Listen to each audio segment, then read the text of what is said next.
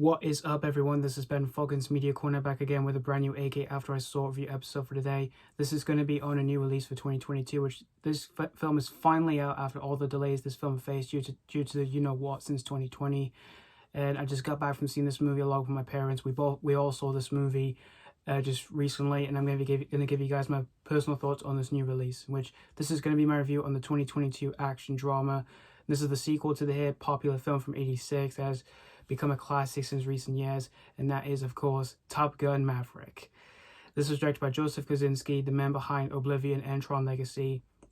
In this sequel to Top Gun, after 30 years of being in the service, we see Pete Mitchell, aka Maverick, is back once again, played by Tom Cruise, who's basically we see him as a test pilot, in which right now he's about to train some young graduates on a special assignment, and which he is training them to do at Top Gun.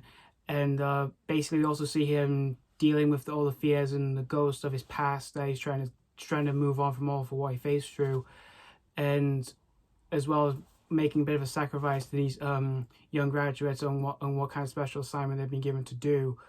So that's pretty much the story of Top Gun: Maverick. Now, of course, I really enjoyed the first Top Gun a lot.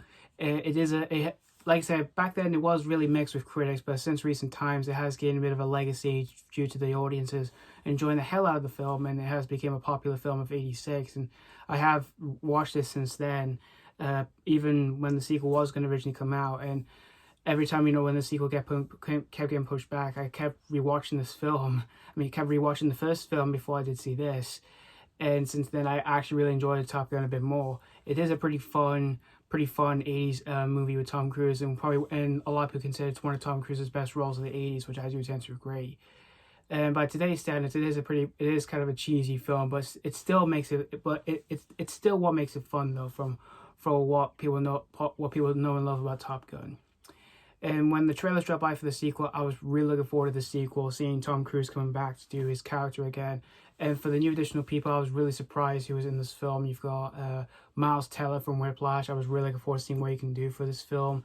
Jennifer Connelly, who I'm a big fan of, as well as you got John Hamm. You've got some pretty recognizable names in this film, and I was looking forward to seeing what they can do for the sequel.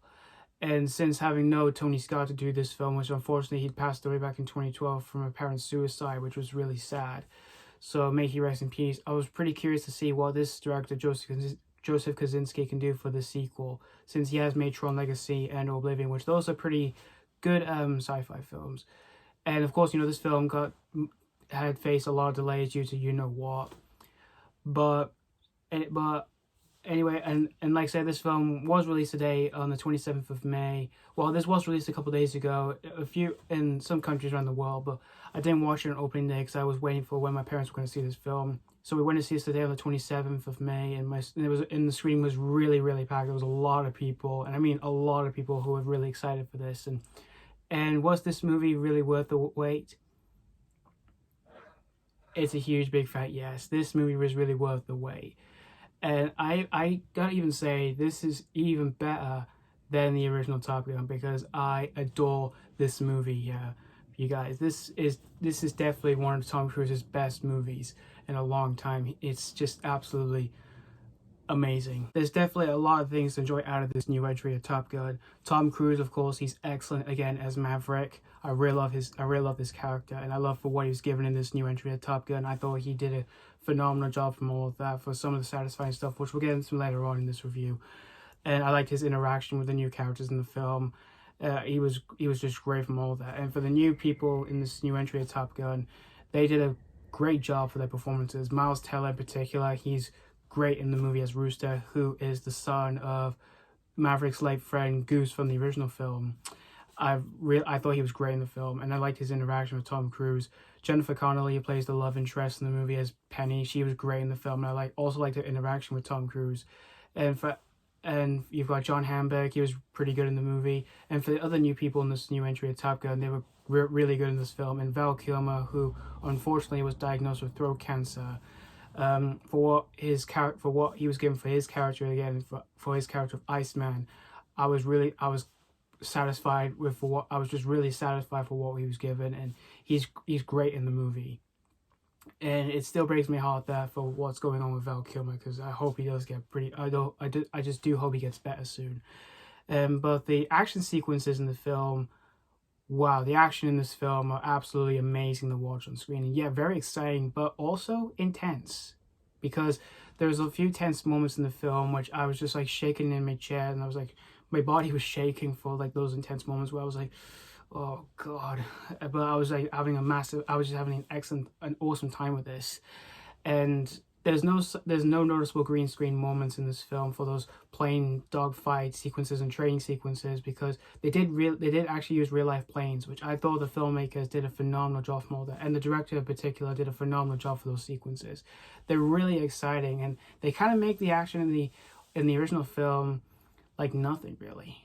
And for the directed moments outside the action in this film was absolutely amazing for the whole location shooting in this film, and the director did a great job from all of that. And the story in the film is really strong and yet very powerful for some of the satisfying moments for what's happening in the sequel, which I was really blown away from all that. And for the moments that hit me home, I did cry. I did cry a few times in this new entry. For the moments that really had me satisfied, and it also made me mom cry. But not my dad, because he was just, I don't know, but yeah, for those moments I was really satisfied. And there are some nostalgic moments in this sequel which I was really surprised with. And this movie isn't made just to, you know, throw nostalgia right in your face or anything like that. You're like, oh, I remember this, or I remember this line and all that. It's nothing like that. Just watching those moments, I was really surprised for what the sequel did, for bringing back some like Easter eggs and references to the original film. And the music score by Hans Zimmer was absolutely outstanding and fit really perfectly well for the moments that were satisfying, heartbreaking, thrilling, and exciting at the same time. He did a phenomenal job from all that. And the song by Lady Gaga, Hold My Hand, was absolutely amazing. I love the song.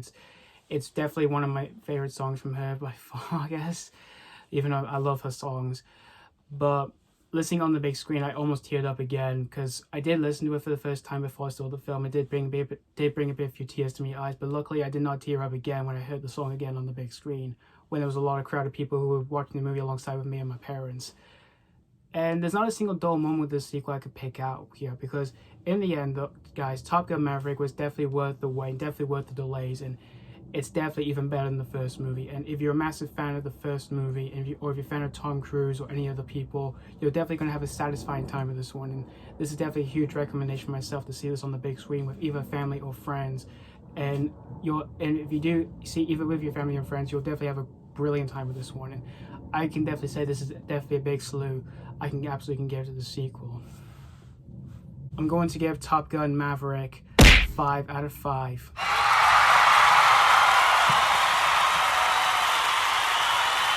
I'm so happy this one did not disappoint me, because again, I was really looking forward to this back in 2020. I was still even excited last year, and I was excited this year. And again, I'm just really happy this one did not disappoint me. I'm really pleased.